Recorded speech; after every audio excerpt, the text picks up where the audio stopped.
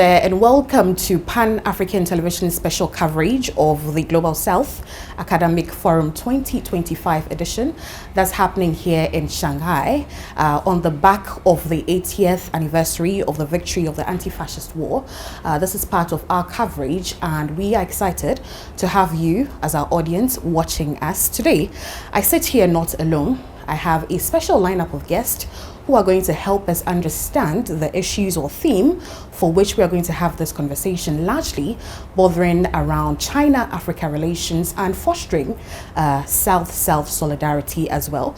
My name is Makiza Micheline Latifa, and I am so excited to have you join us here on Pan-African Television. I will not bore you with so much talking. I'll head straight into introducing my guests who have joined me for this very important panel, for this very important discussion that we are going to have as well.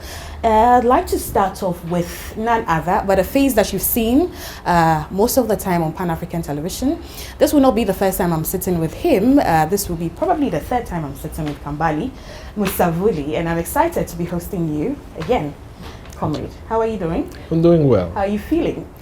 I'm looking forward to the conversation, especially the fact that we are here in China. I'm definitely looking forward to all the conversation we'll have here with all the comrades who are here. And we're looking forward to the wealth of knowledge that you have to share with us as well. Kambale Musavuli is a political analyst and digital strategy advisor as well. And not only do we have Kambale, we've got two other guests that I'm going to introduce. I am so excited to have as part of this panel Professor Yinan Chen. She is a professor of mass communication and at the Shanghai Jiaotong University. I hope I got that correct. Nice to meet you. It's nice to meet you. It's nice to host you, actually. I'm excited about this, especially about the perspectives that you're going to share on the part of China. Okay. Absolutely. And also joining us for this very important discussion is none other but Jonis Ghedi Alasow. I hope the pronunciation is correct. He is the Executive Director of PanAfricanism Today Secretariat. And I am so happy that you're joining us, comrade. Thank you very much. Hello to you and hello to all of our friends at Pan-African Television. Definitely. Hello to you too. And we say thank you to all of you for allowing us to steal a little bit of your time on the sidelines of this important panel discussion that we've put together as part of our coverage of the Global South Academic Forum. Once again, you're welcome. My name is Makiza Micheline Latifa. Let's get right into the conversation. Let us start off on the tangent on the importance of, the forum for which we are gathered here in Shanghai. We all do know that it's been 80 years since the anti-fascist war, since the victory of the anti-fascist war. I'll start with you, Prof. What's the feeling like, especially being here for this very important forum? And this year, as you mentioned, is the 18th anniversary of anti-fascist war. And for China, I think it's a 14-year war of resistance against the Japanese aggression. And African nations' struggles against Axis colonial invasion essentially was to oppose aggression and oppression and defend national survival rights. I think that's we share things in common. Right. So I think this year is a very special year. Right, I'm excited about this conversation, really. But let me bring the conversation to you, Comrade Jonis. We hear a lot about the anti-fascist spirit. What do you think that represents for you, as an African? We know the struggles that we continue to engage in. We know the fights that is ahead. What does it mean to you in terms of reigniting the anti-fascist spirit? Thank you very much. I think this is a very important question because I know we are celebrating a defeat of fascism 80 years ago today, but that does not mean that that defeat was permanent. The challenges that the fight that was being fought at the time is one that continues today. And what are we talking about? We are talking about a system that ends in crisis and then starts turning on not itself, but on the people.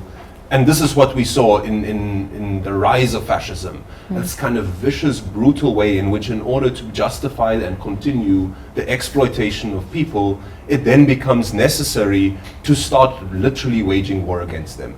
And speaking from the African continent, this is not an experience that is unique to us. I mean, we speak about these two world wars. We talk about this evil that existed, but frankly, that's an evil, this history of colonialism that we've experienced for a very long time, where our resources, our people were the mechanisms via which our ancestors were enslaved, were colonized, neo-colonialism, etc. These were concerns for the populations, and a small group of people get rich, and people live in squalor and in drudgery, and that challenge continues.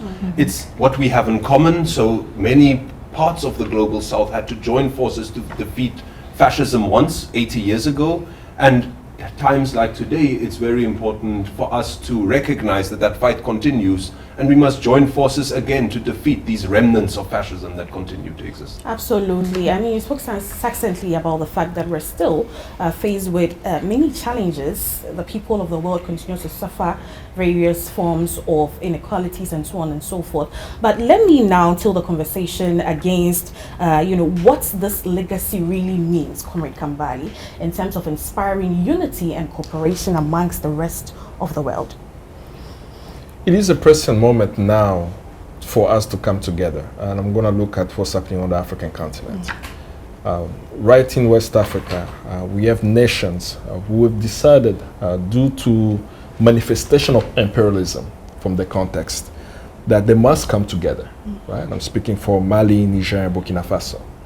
And they define imperialism today as the presence of foreign military bases in their countries, the control of the currency, the imposition of governments, not elected by people, by foreign powers, foreign interests. We're talking about France, we're talking about also the United States engagement in that area. So 80 years after the defeat of the fascists, as Jonis mentioned, we're still dealing with the same type of horrors across the continent. Some are coming together, as I mentioned, the AES. Others are still trying to figure out how global solidarity is going to come to stop the fascism of today. Right? So as we're taking inspiration from the past, we have to look at what's happening to our brothers and sisters in Sudan. Right? So the RSF massacring civilians, causing havoc, backed by UAE, armed by UAE, and when we're speaking about the United Arab Emirates, we also see again the United States military, taxpayers' money funding those governments. We move back in Central Africa, the DRC, millions have died. Continuous spill for resources. It's becoming even central in this whole discussion of the fourth industrial revolution, with resources needed for the global AI race. Right. So the commemoration, the look back to what happened before to take inspiration of today, is that we must have a call for unity similar to the spirit of Bandung, right? 70 years ago, actually, right? In 1955, countries from the global south decided to come together and say, how do we shape the global south agenda for the interest of the oppressed? And today, as we look back at the defeat of the fascists, we have to say, for the global south, what can we do to unite, to create that solidarity, not just in words, but also in deeds, to stop all these wars causing havoc, to stop the pilfering of our resources, to bring dignity and justice to our people. So that's what it means to me to think about what happened at the end of World War II, as today this issue is still very present in our lives. Right. Let me stay a bit further on you, because you've touched on the many struggles that we continue to engage in, the many battles that we continue to engage in. But one of those will be the battle of ideas. Half of the times we don't really, talk about or tell the stories the way they should be told. There isn't enough stories out there about, some of these anti-imperialist struggles. The narrative out there is not so true, especially from Africa. What's your take on that? Well, Africans are telling the stories, but they are not being heard. Right? And I spoke about the alliance of Sahel States, AES, is the French acronym, because it's an important moment to not just lift up the stories of the leaders of those countries. When we're talking about Ibrahim Traoré, Burkina, Chen in Niger, or Goita in Mali, but it's to really tell the story of what happened to the people of the Sahel for the past 2 to 3 decades. Right? Ordinary citizens of these regions, from all sectors of life, unions, from youth organizations, progressive imams, and so on and so forth, mobilized across the region for decades, educating the ordinary citizens about what was happening in the region. Why, after the fall and the killing, the brutal killing of the Libyan leader, Gaddafi, there was a proliferation of weapons in the region. There was a extreme attack on the control of the uranium and the gold of the region. They educated people that it does not make sense that we don't control our wealth. So from the 5-year-old to the 80-year-old, they all were clear on the manifestation of imperialism. So that's the story that's usually lost when we talk about AES, is the grassroots work of the organizers going from countries to countries, by bus, by roads, by any means necessary to educate the masses. Today, the population, the people of AES are very clear about what imperialism is. So if our call now, as we're thinking about the 80th anniversary of the defeat of the fascists, as we think about that, we have to say, how was it possible for AES to happen? It was the organizing force of the ordinary people of the region who did the work to mobilize the masses, to make sure that even if the leaders of AES are no longer, the people will be clear that they will always take a sovereign stand to control the lands, to control the resources for the benefit of the masses. Absolutely. It's important that the resources of Africa is exploited for the benefit of the people of Africa. But before I come to you, Prof, let me go to you, Comrade Jonis, as well. You've definitely heard what Kambale has shared with us. What's your take as well on, the narrative out there? The stories are being told, but they're not being heard, just like Kambale says. What's your perspective? No, I think I agree with his overall sentiments, but I think there's 2 points that are important to add, because one is we have to understand what we are up against. And what are you up against? You are up against a corporatized capitalist media whose job it is to try and convince people that the status quo is not just good, but it's the only possibility. This is what the media, the mainstream capitalist media does. And we have a challenge in many of our countries. Media is under-resourced, so what does the media do? They go to these established, they go to BBC, they go to Reuters, they go extract what's there. So the first point is that what you are up against, that the stories that are told, the analysis that is put on the table, the perspectives that you are getting, and this is not you and me, the average person is getting, about the world and even about their own countries, is twisted to serve an agenda. An agenda that tries to keep people from doing precisely what Kambale explained is happening in the AES, where people have taken the future into their own hands.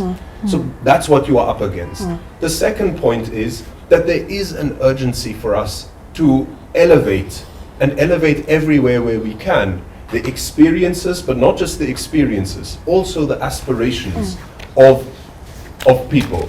And this is, I think, the most important task, and this is why events like this are important, because they help us compare notes, they help us to sharpen our ability to do it, they help us to get confidence to go back home to our respective countries and our respective organizations and intensify these efforts. Because like he says, it's not that there aren't stories, it's that the stories that give the experience that people have. We see in the news that there are tariffs that are being introduced by the United States on the countries of the world. But what happens to a textile worker in Lesotho who's working in a factory when suddenly the factory is closed because the market is gone overnight like that? I was in Lesotho. Out of the 40,000 workers in that sector, 30,000 overnight lost their jobs. This is not a story that you tell. This is not a story that people know. What is the experience? But also, what is the aspirations of those people? They don't want to just say, we would like to not have tariffs and we want our jobs back. What those people are saying is that the reason for our existence must be so that we can have a better future for our children than what we have had ourselves. They have ideas about the kind of future that they are working towards. So that dichotomy, so in addition to what my comrade Kambale has said, we have to be clear about what we are dealing with. We are dealing with a corporatized capitalist media whose job it is to advance the interests and the agenda of imperialism. And number two, our job, if we are saying we want to change the world, is to win the hearts and minds of the people. And the best way to do that is by elevating the experiences and the aspirations of the people that are not just the victims of imperialism, but that are at the forefront of how we are going to overcome it. Absolutely, and this also speaks to the importance of resistance, because we continue to engage in many struggles. But let me bring you into the conversation, Prof. We know that China's history of resistance and its role in the Eastern Front of the anti-imperialist struggle, and these are themes that are very central to this year's edition of the Global South Academic Forum. I want to ask you, though, how does China see its historical experience, as a moral and also as an intellectual foundation for South-South solidarity? One of the reasons why we are having this conversation is to also look at ways in which we can, sort of develop or improve upon our South-South collaborations, cooperation in terms of education, infrastructure, and so on. And I think the cooperation between the global South countries is very important, because we can look back like 80 years ago when the imperialism was, in why they choose China, why they thought China was important. I think that was the same as in Africa, because there are three main factors. One is the resources here in China, and second is the huge market in China, and the third is the very important geography for China. So it's important for Asia. I think that's why they choose imperialism, choose Africa like 80 years ago.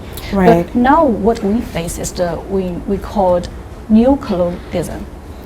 I think the three factors we face right now is almost the same like 80 years ago.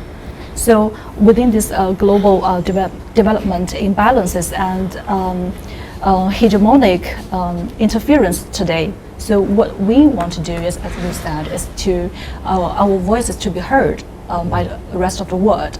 But the situation, the fact is, the most media, the influential media was dominated by the Western media. So the problem is how we find a way to speak out, to let our voices to be heard by the world. That's very important. Right. Comrade Kambale, when you look at, we use the term South-South cooperation a lot, but for you, what does actual South-South cooperation and unity look like today in 2025?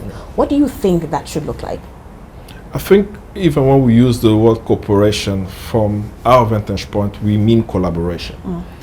For the African continent at this critical moment, we want to move toward the digital space. As I've been visiting China and seeing the advance that has happened in the technological space, what does Africa need in terms of the cooperation with China and how advanced they are in the society? It will be collaboration. What do I mean by that? China has technology that Africa doesn't have, and Africa has the resources that China needs. And a cooperation and collaboration will mean technology transfer, co-production, co-creation, where we are learning, we are bettering our processes to become self-sufficient, to become sovereign, but we have to work together. And this is something we've done with China. Right? We've done with China when we look at the Belt and Road initiatives, how it's been implemented. And there are things that can be improved in the Belt and Road initiative as we think now for the future of what are the lessons learned in the implementation of the Belt and Road initiative and how we move forward. So my talk around cooperation has always been, it's not cooperation, it's actually collaboration. That we have to work hand in hand. And following even Xi's speech, when he spoke about a shared future, if the leader of China is able to see that with all the advance that China has made for its people, is still a country on planet Earth, right? In a global community, that China has a responsibility to work with the world to improve the quality of life of humans, of humanity.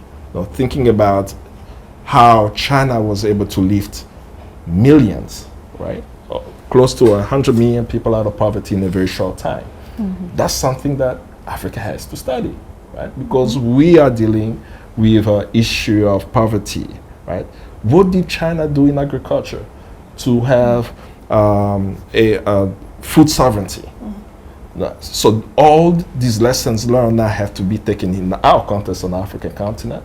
But the key is, yes, I understand we say cooperation, but Africa needs collaboration, and we can learn from the Belt and Road Initiative and improve it for the future for us to work together for the betterment of the African people and for humanity. Absolutely. Comrade Jonis, what would that collaboration, if I should call it that, look like for you? I was really impressed when I came here to Shanghai. I said, oh, wow, there's a lot of development here. What should an actual collaboration between, let me say, China and the rest of maybe the global south, maybe Africa, look like in real terms? So there's already a lot happening already that we'll definitely probably go into, but what would that look like for you? So I want to start with what would it take on the African side for us to take advantage of that? Because of course we can make a list of here are all the things that we want to collaborate on. But at the end of the day, the objective of this is not to collaborate for collaboration's sake. The point is to create the conditions that will improve the lives of people. The example that was just given here of saying that people were lifted out of poverty. I mean, we come from there's many differences between Africa and China, but what we have in common is this history of colonialism, of exploitation, etc. But also a future which we want to, where we have a similar goal in our minds. We want to bring prosperity and dignity to our people. And whatever we do, somewhere along the line, we need to be able to say that, right, we come from this history of colonial and neo-colonial conditions. We were able to overcome it, and we have now been able to improve the lives of our people. This is the first point that I want to make.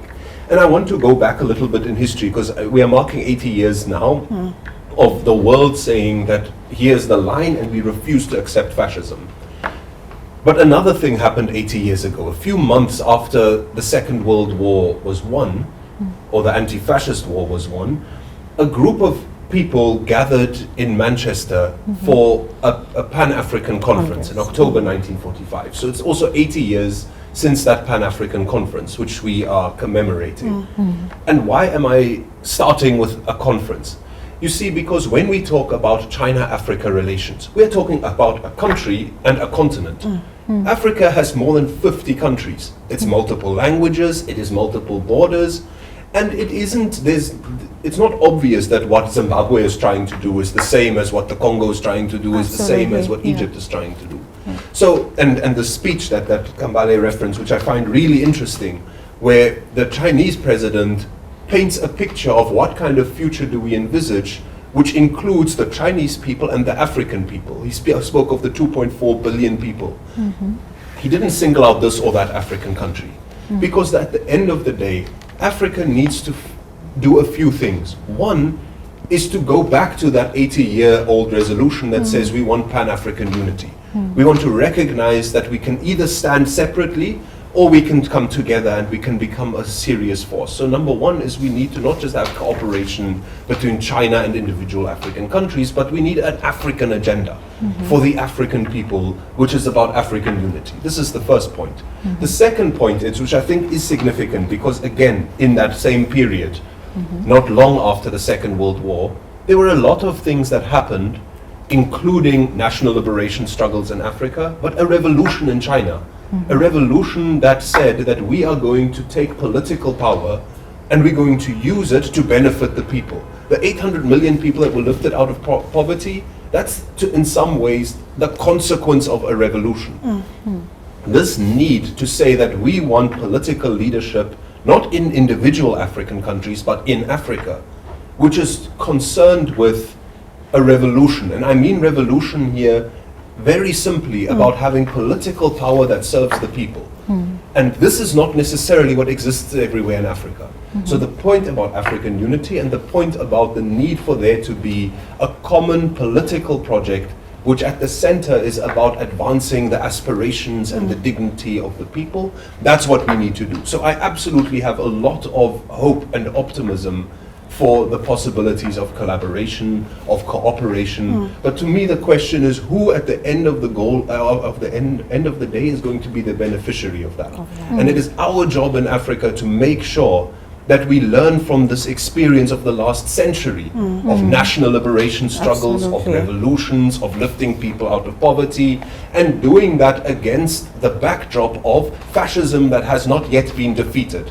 There's still fascism, there's still imperialism, there's still capitalism. It's reeling its head in different ways. It keeps existing. So what do we learn from the last 100 years of the world's history in order to make sure that when we are cooperating, that collaboration, that cooperation, the relations that exist between us are about the consolidation not of countries or individuals or leaders, but of the 2.4 billion people that were mentioned in the speech by the Chinese president. Absolutely. You touched also on, national liberation struggles. Kambale, let me take us back to, the Bandung and the non-aligned traditions. You mentioned the Bandung conference and even the Tricontinental conference as well. These all once provided us with a framework for solidarity across the entire continent. What lessons from those early movements can we apply, especially given today's geopolitical order or the world's global order today? I mean, there are many lessons, but I think the most important lesson for me is that there was clarity on who the enemy is. And because there was clarity with who the enemy is and how the enemy operates, there was a strategy laid out for solidarity across the world, understanding the struggle that's happening in all the corners. The other one when I even look at Bandung, or even all the conferences that took place on the African continent, moving to 1958 in Ghana, the All African People's Conference, is the need to have a priority on what are the challenges of that time.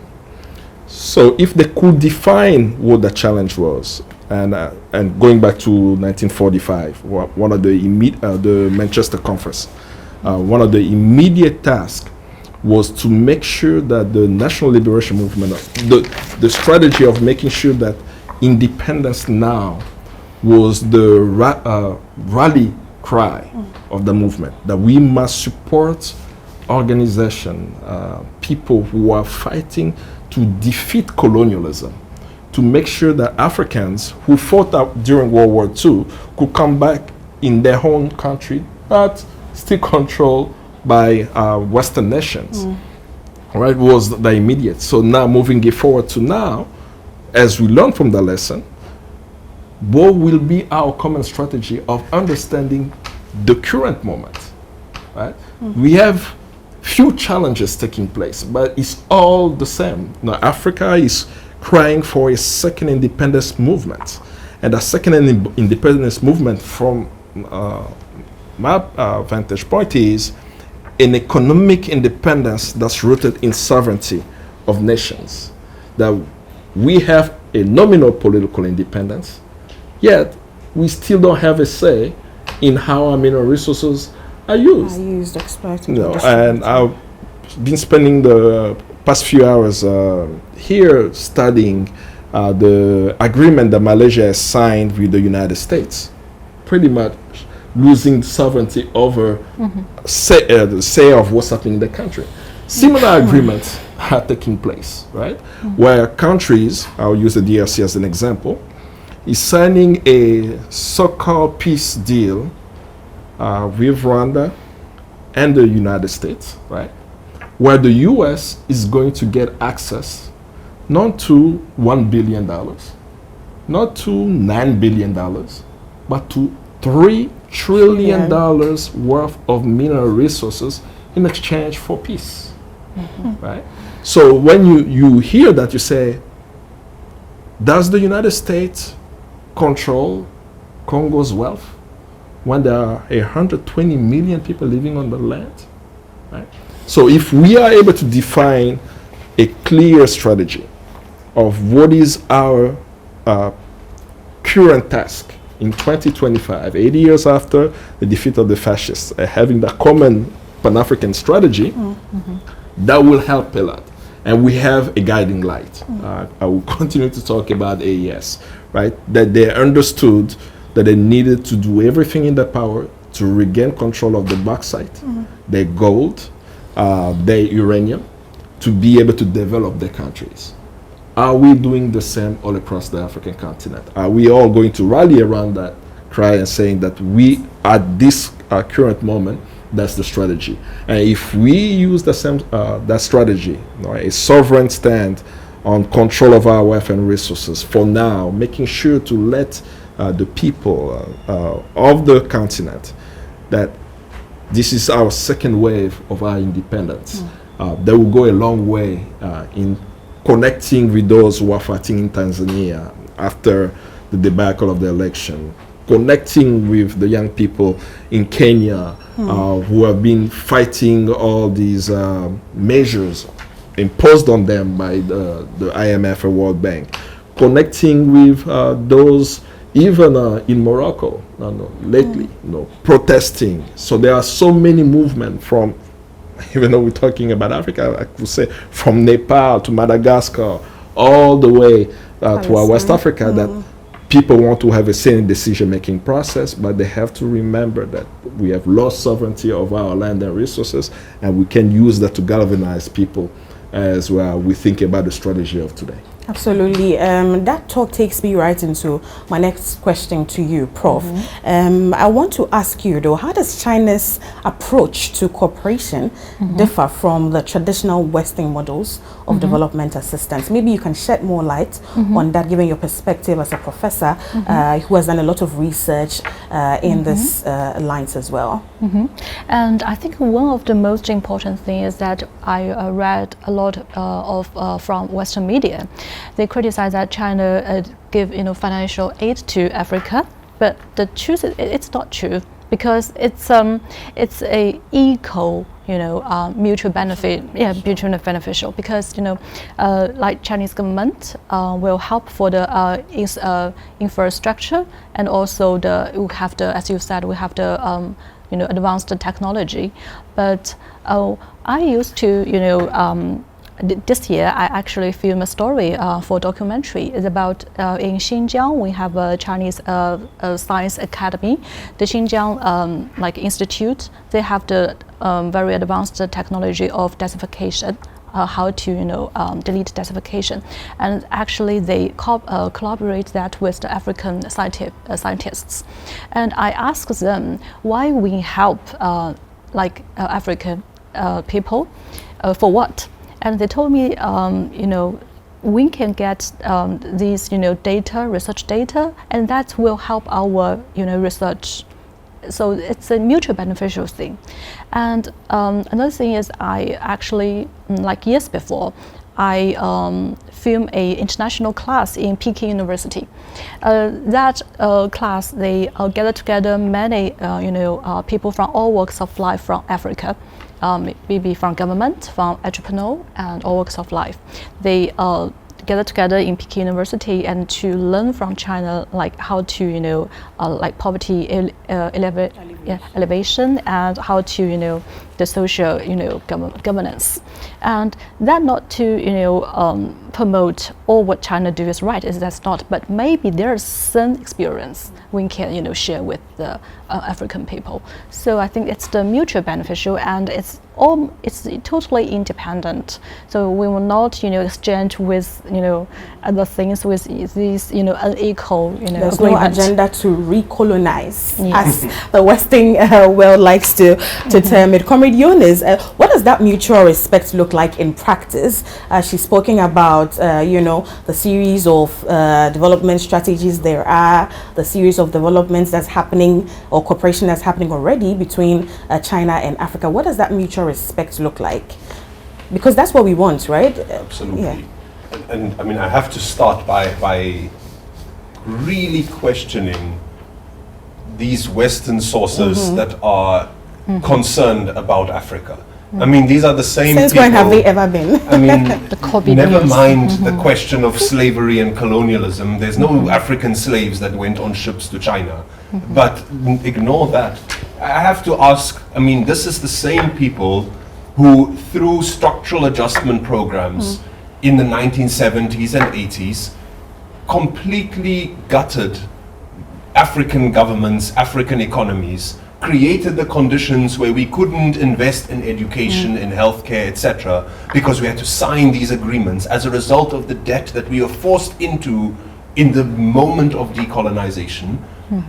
Then they created a bunch of NGOs funded by Western foundations to go and fill the gap that they created. So now you have NGOs then that are providing healthcare and education and so forth across the African continent. And then now they are withdrawing that, and suddenly there are people who are reliant on HIV/AIDS medication in parts of sub-Saharan Africa that cannot receive it because the state infrastructure was actively collapsed by structural adjustment. Then NGOs were introduced to fill the void, and now those NGOs are being collapsed, and again you have people that are really struggling with health. And those people directly responsible for the crisis I'm describing are on Africa's behalf worried about China. This is a question we have to ask. Which brings me to the main point. Look, it's Africa's problem to develop Africa. And African people are capable of doing that, having a vision of where do we want to go. So the second point I want to just make on this is that it's important to, when Africans are signing an agreement with China, it's our job to make sure, of course, that it's as good as possible, that as many people benefit. But I really think that the time of Big Brother and Western former colonizers on our behalf wanting to make sure that we are not exploited. Firstly, we are very worried that, I mean, they don't have a good history of not exploiting Africa. And secondly, it's our job to make sure these agreements are good. Which, let me get to the main point, which is that, what does that look like? And we've seen this already. I mean, and actually China is the best example of this. At the point of the revolution that I mentioned, it is one of the poorest countries in the world. Today, the reason why there's a need for all this propaganda and all of this concern about debt trapped and this and that from the West is because China is a force to be reckoned with, Absolutely. an economic force to be reckoned with. So they have gone as a country from being one of the poorest in the world to scaring the Western Empire purely by their existence. China doesn't threaten anyone, but purely because China exists, these countries that have benefited from 500 years of colonialism, of slavery, etc., are worried about China. Suddenly they are uneasy. And they're very worried, and they feel so worried that they patronizingly want to tell Africa to watch out for China. That's not really their job. It's our job to do that. But we have seen that what has China done in this really short period to develop as much as it did? It invested in infrastructure. Chinese-Africa collaboration takes the form of concrete material things. There are roads that when I drive to Zimbabwe, I drive on roads built by China. This Belt and Road Initiative, this investment into infrastructure, is making it rather than aid and handouts. China doesn't do aid and handouts in Africa. What it does is these kind of agreements that have a concrete material base, that even when the agreement is over, when whatever loans have been taken have been paid off, there's still a road for us to drive on. This NGOized aid of the West, which becomes a tool for manipulating a population, where one day you have healthcare and the next day you don't, is one of the ways in which Africa has, after all these years, not been able to really get out of the trap that it was in. So what does this look like? Look, there are many examples, but I think it's really important to do the kind of work that when the project is over, there's something left standing there. Maybe what we need is not support just for medicines. Maybe what we need is a hospital. And this is something that the China-Africa exchanges have understood. And we really don't, of course, we have to be careful that these investments that are being made ultimately benefit the people. But I don't think we need the policemen of the West in order to be able to do that. I think it's our job to do that. And then I think we want to see that both on the Chinese side and on the African side, there are really plans to have concrete material infrastructure development on the continent that will allow for the type of economic development of what we are seeing all over here. There's no reason why Africa cannot also do what China did, and who better to learn from than China? Absolutely. Comrade Kambale, do you share a similar sentiment? I do, but I wanted to bring us to a point that Jonis mentioned earlier, specifically around challenges in the cooperation, in the collaboration. And I think China is in a very difficult position collaborating with the African continent because there is an assumption that African countries have ended class struggle, right? So our leaders who come to the table at the negotiating table, though we may have standing projects, are still in many of our African countries people we are fighting. Right? So we still have class struggle on the African continent. So I keep throwing some anecdote. The example of the DRC president, Felix Tshisekedi. He was in Beijing maybe a couple of years ago. Yeah, a couple of years or last year. I think he also visited sometime this year. And there was a red carpet for him, met a lot of people here. He went to Turkey. He met with Erdogan. He went to Russia. He met with Putin. He went to the United States as well, right? That he has no allegiance to an ideology, right? He has an allegiance to a particular class in the Democratic Republic of Congo. That as we speak today, the news received yesterday is worrisome. The president of the Congo will be meeting the president of Israel in DRC, right? The president of Israel is going on a visit to DRC and Zambia at the moment. So while at the African Union, right, the African Union as a body is clear on the situation in Palestine, right? An African country, South Africa, took Israel to the International Criminal Court, where it was found that there is a genocide taking place in Palestine, and the DRC president is meeting with the president of Israel in DRC for his visit. So why am I presenting it this way? While we will have projects that will benefit the people, if African people are not able to deal with the class question and actually get to a point where, at least in China, right, there is discussion, proverbial statement, the class struggle is over, right? But we are still fighting that. We will still strengthen the elite who are causing desolation in our countries. So it's something to address, not by the Chinese, but by the African people. So it's to go back, as you pointed out earlier, about if Africans, after the defeat of the fascists, decided to go to Manchester to discuss the future of Africa and came up with a resolution and saying these are the priorities. What do we do today to go back to that priority so that as Africa is fighting to regain its dignity, to be a key player of the world, to change the conditions of the people, we address the class question. That will help not just in collaboration with China, but in collaboration with anyone around the world who wants to engage with the African continent. Right. Let me come to you, Comrade Jonis, again before I go to Prof. In my preparation for this, I sort of put this very important question down, and I'd like to ask you, though, from a Pan-African perspective, how can movements and not intellectual communities, but let me say, how can movements like ours, like Pan-Africanism today, and so on, help shape state-level cooperation between Africa and China to keep it grounded in the people's needs, in the interest of the masses, rather than in elite interest? This is very important, and I would like to take your perspective on that. Probably we'll come back to you two for your input, and then I come to Prof. A good and difficult question. Because I think, look, I suppose there's two levels to it. And the first one is that we have to recognize that, I mean, the world doesn't stop spinning waiting for us to resolve the contradictions of our societies.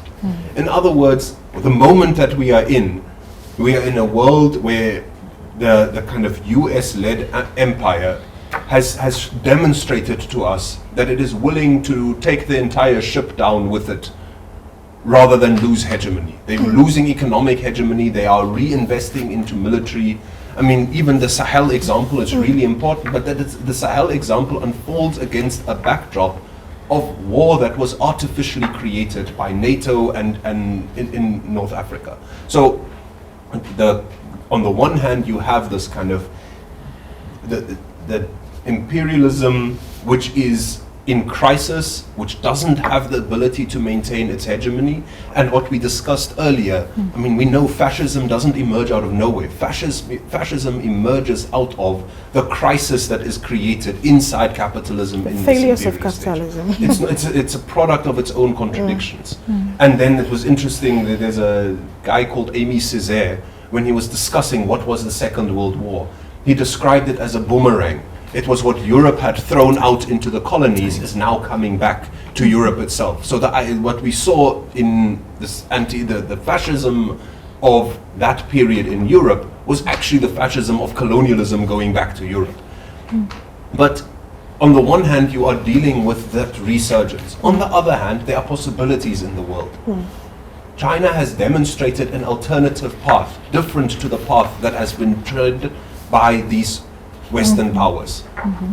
It's not a question of do you like China or not. The point is there's an alternative option that is put onto the table by the Chinese experience. There are 5 or 6 other experiences that are a different path that have been taken.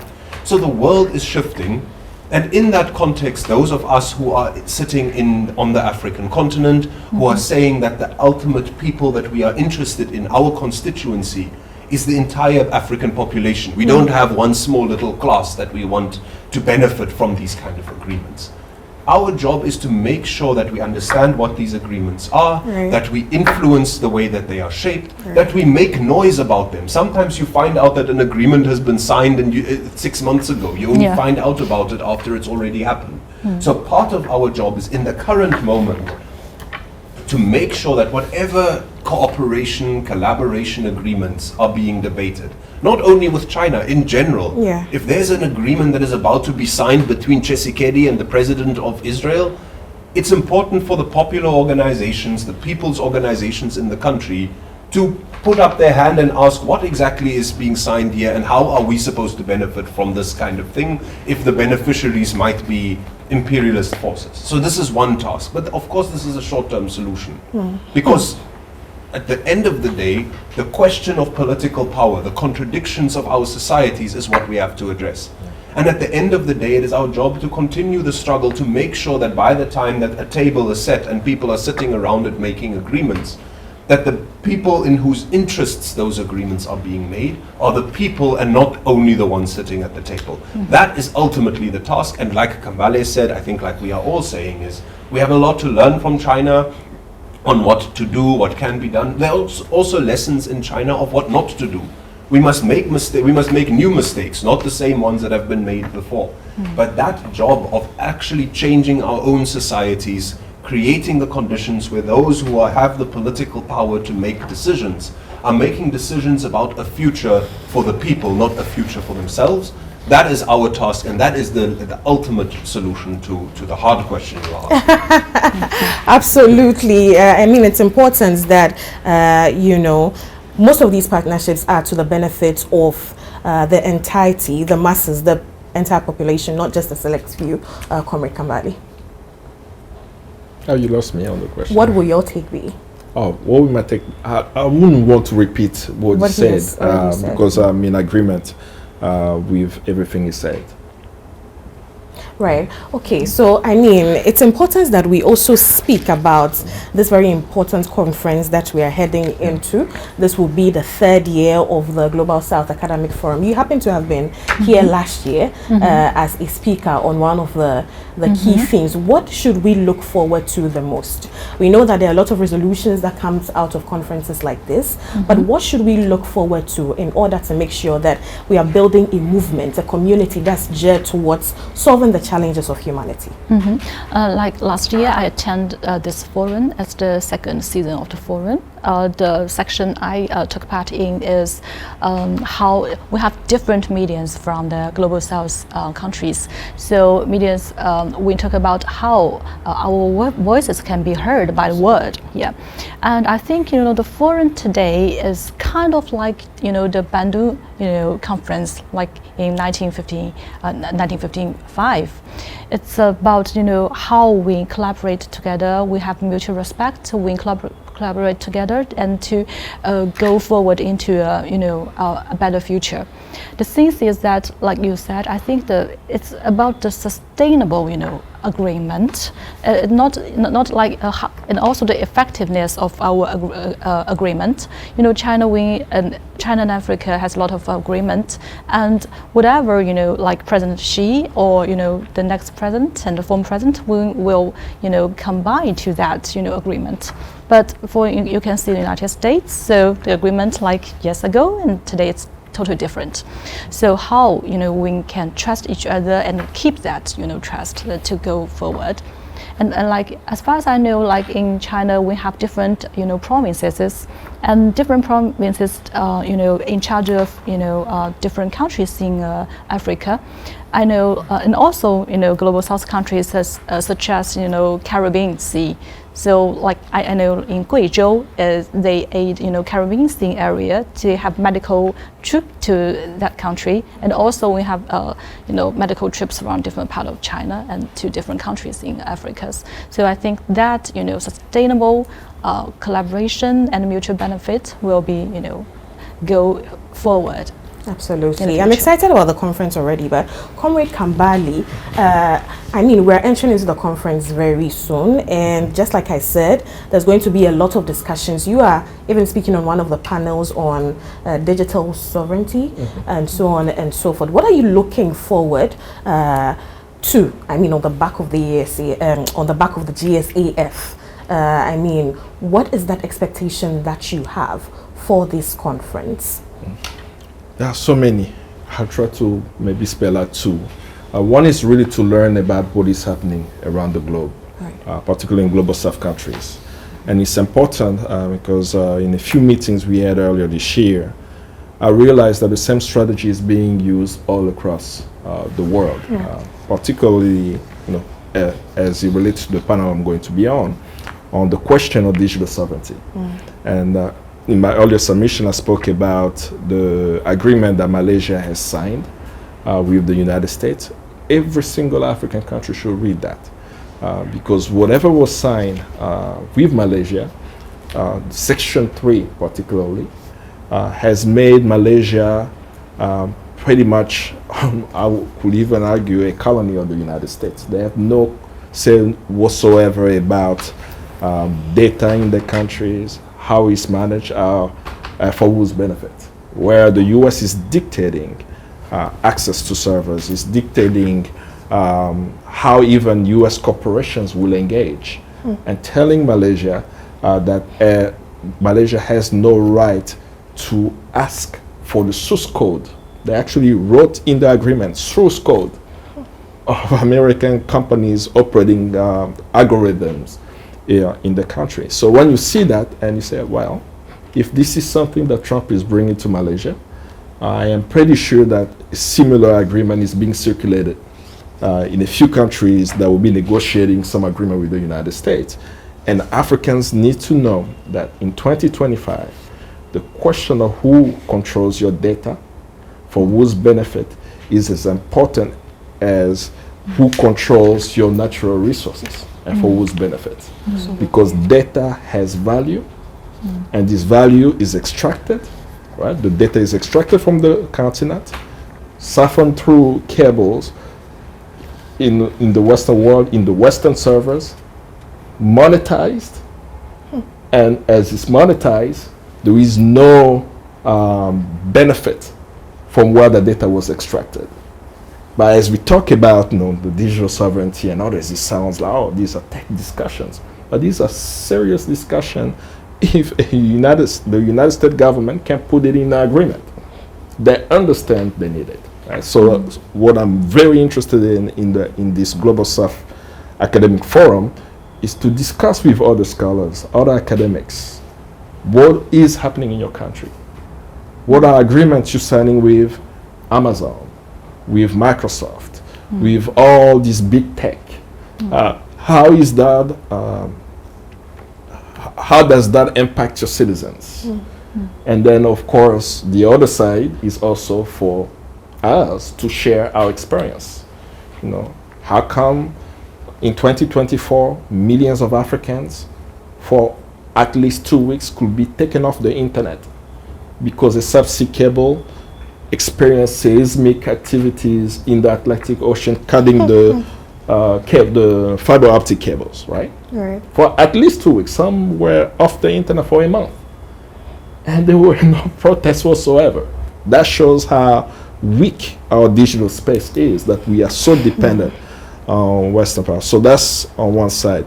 The other thing that excites me about the conference, what I'm looking forward to, is how we could have a collective strategy for people's power as it relates to any sector of our engagement for sovereignty, be it digital, be it political, and so on. If I have to learn from Brazil, what are Brazilians doing? If I have to learn from South Africa, what is the outcome of the G20 summit? Like how to learn from one another, but also how to build a collective strategy for strengthening people's power, movement power, organization power for the future. So those are the things I'm definitely looking forward to. And last, what I'm looking forward to is an end to wars on the African continent. How we can lift up the challenges of the African people and make a priority. When I see what's happening in Sudan, it really hurts me. I know the Ghanaian president has sent support to Cuba, has sent support to Sudan, but we as African people have to really embrace Pan-Africanism. These national borders do not mean anything. A Sudanese is a Congolese is a Ghanaian. That they are attacking us, right? The forces of imperialism attacking us do not respect national boundaries. They don't operate also as nationalities, right? The corporations, they call them even multinationals, right? So they work beyond borders. So they are united in the oppression of the people of the world. So we on the African continent, we in the global south, have to have that revival of the Bandung spirit. Solidarity, not just in words, but in deeds, has to go to all the suffering of all oppressed, be it in Sudan, be it in Congo, be it in Palestine, that we create a collective strategy for the liberation of people of the world. Absolutely. Your remarks just reminded me of one of Osajifo Dr. Kwame Nkrumah's quotes, where he said that the independence of Ghana is meaningless unless it's linked to the total liberation of the African continent. So indeed, united we stand. It's only right that I bring you, the Executive Director of Pan-Africanism today, into the conversation yet again. What outcomes are you hoping that GSCF 2025 will deliver from where you sit? Sure. So it's actually not all that dissimilar from what the rest of the panel has been saying. Because look, I mean, having seen some of the people who are going to be presenting, I mean, these are people that have spent a lot of time doing research, trying to understand different complicated questions, both challenges that are confronting the world, but also ideas and proposals for how do we overcome those challenges. So just the richness of the presentations and the contributions, usually you walk away from sessions like this with new energy and new confidence, but also new perspectives. Precisely. So that's the first thing. It's not completely different to what has already been said, but I think I'm confident that we are going to get a lot of new, interesting ideas, analyses, and also just information out of this meeting. The second point, which is a bit of a controversial point, but I always say this. You see, I'm often very cynical about conferences. Why? Because there is a tendency to come together, to put your life on hold, you come together for 2 days, and then you go back to your life and you just continue how things were, in which case the conference becomes a kind of little bubble that exists by itself. And for me, the evaluation or the test of a conference is not only in the conference itself, but in what happens afterwards. So if this is a 2-day meeting, I actually think the most important part of the conference is day 3. What do we do when we leave? Do we change how we approach things? Do we have new relations, new people that we can phone and ask a question to about a complex issue? Do we have new sources of information to help us build a picture about what is the world that we are confronting and how do we continue changing it for the better? So, to me, what I expect from the conference is, of course, vibrant, rich discussions and contributions. And secondly, what I expect from the conference is actually not the conference, it's what we do afterwards. Absolutely. Any final words from you, Prof, before we wrap up? I find that, nowadays we are facing the information warfare. It's a new kind of, warfare. So how, all of us, including China, African country, and South global country, we can win, in this warfare. It's the, it's what we will do after this, conference in the forum. Absolutely. So, yeah. Absolutely. Thank you all so very kindly. It's important that we have discussions like this to carry the story out there. This is part of Pan-African Television's special coverage of the 2025 Global South Academic Forum, and we are more than excited to have come your way with this very important edition of the show. Let me say thank you once again to my guest who had the wealth of knowledge to share with us today. Thank you, Jonis Ghedi Alasow. He is the Executive Director of the Pan-Africanism Today Secretariat, or Pan-Africanism Today in its entirety. I also want to say thank you to Kambale Musavuli, familiar face on Pan-African Television. He's a political analyst and digital strategy advisor as well. We say thank you to you for making time to join us. And I want to say special thank you to Professor Yinan Chen, Professor of Mass Media and Communication at the Shanghai Jiaotong University. Thank you so much. First time on Pan-African TV. We hope to host you a lot more than this. Thank you for having me. So thank you to all of you. My name is Makiza Micheline Latifa, and as I said earlier, this is part of our special coverage of GSAF 2025. We hope you had a good time watching us. Thank you.